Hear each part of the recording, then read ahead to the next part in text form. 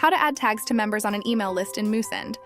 First, click on the link provided in the description below to gain easy access on the tool we'll be using.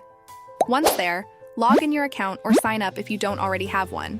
After logging in, you will be directed to the dashboard. First, let's access the email list section in Moosend. On the menu bar, click on Audience and then select Email Lists from the drop-down menu.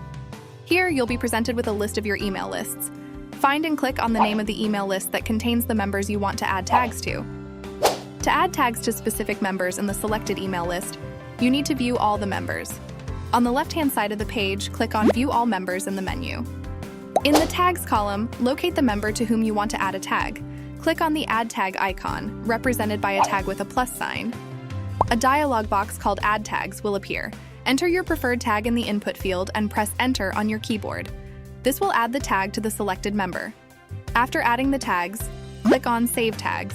Note, you can add more than one tag at the same time.